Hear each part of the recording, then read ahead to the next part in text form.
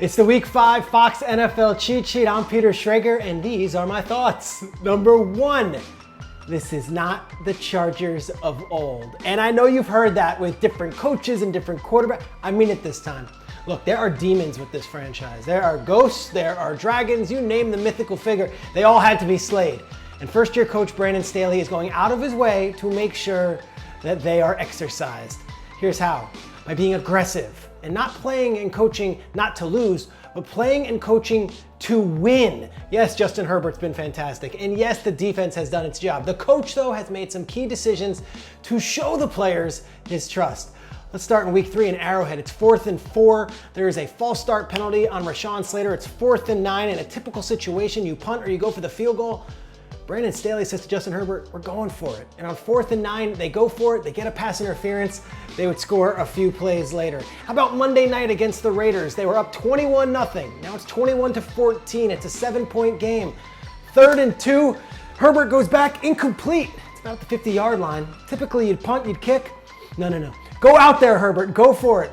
4th and 2. Completion. Jared Cook moved the chain. 6 plays later, they score a touchdown. They win by 14.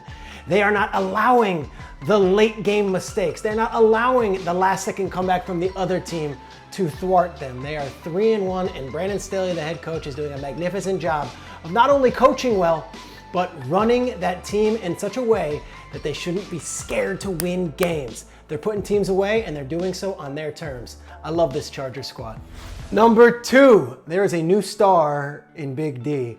You know, Des Bryant was at the game last week against the Panthers in Dallas, and the NFL Network cameras caught him in the bowels saying, I need a number 7 jersey. They don't sell them in the pro shop. I need a number 7 jersey. Well, 88, don't worry. There will be plenty of 7 jerseys being sold very soon by Jerry Jones and that team out there in Dallas. Trayvon Diggs is a revelation. This guy is incredible. He's got 5 interceptions, a pick in every single game this season. He's got 8 over the 16 games in his career, and he is quickly becoming one of the best cornerbacks. He might be the best cornerback in all of football. That's how good he is right now. He is a game breaker with those 2 pick sixes and then 2 more interceptions against Carolina to put that game on ice.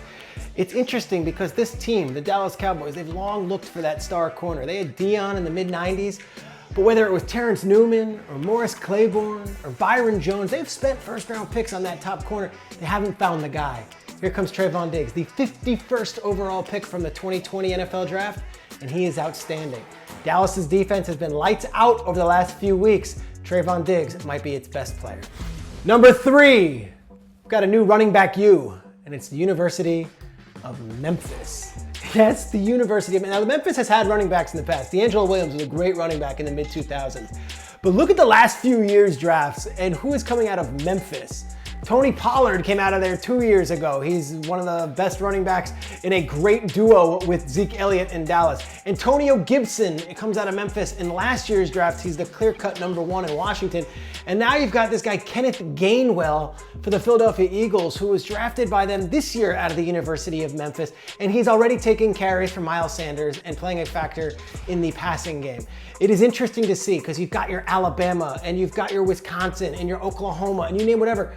The University of Memphis has churned out 3 running backs in 3 consecutive drafts, and these guys can play. I love when a smaller school makes it in a place where a lot of the big schools flex their muscles. University of Memphis, we see you. Number 4, Cleveland Browns are really good on defense. They are nasty on defense. You know, 2 weeks ago, Justin Fields had that NFL debut, and everyone came out of that being like, what is Fields doing? What is Matt Nagy doing? The Bears, they need to restart their entire franchise over how bad the offense looked. I don't know, the Browns, they had 9 sacks, and I don't know, Fields wasn't throwing against nobody. All right, fine, so that's 1 week. How about last week?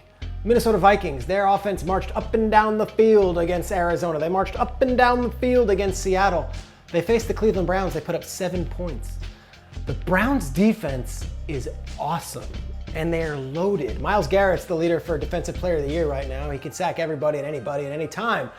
Then you've got the other guys on that unit. Malik McDowell's playing really well. You've got Malik Jackson playing really well. The rookie Jeremiah Owusu-Karamoah is playing really well. They go 3 levels, and they've got studs at every position, and they have been awesome the last few weeks. The Chargers, they're home. They play the Browns. Everyone wants to talk about Justin Herbert.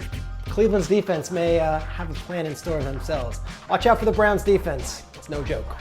Number 5, the Jets have a quarterback. We knew it was there. Like, we knew there was a reason Zach Wilson went 2nd overall. Just haven't seen it yet the first 3 weeks. Week 4, Wilson was awesome. The arm strength was incredible. The deep pass he has that he throws off his one back foot and fires one deep from the 20 to the other 20 to Keelan Cole, and Cole trips and gets down, but like, it was an insane pass. But then he got even 2 better passes. Later in the game, you see where he sends Corey Davis long, and Zach Wilson just in mid route says go, go, and throws the deep pass for the touchdown to Corey Davis. That's fantastic. And then the last one is in overtime. He's on the move. Keelan Cole pops out towards the sideline, and Wilson drops it in the box. This is why he was the 2nd overall pick. I don't know if the Jets are going to win many games. They're so young. They are so young. They might win 3, 4, 5 games, but at least we know they have a quarterback. This guy has an arm from the heavens. That cannon is real. Just needs a little time and a little experience. But Zach Wilson, that guy can throw a football. That's the Week 5 cheat sheet. You got a game in London at 9:30 a.m. Eastern to start us off on Sunday, and we've got some great games all day, and then on Monday night. Enjoy it.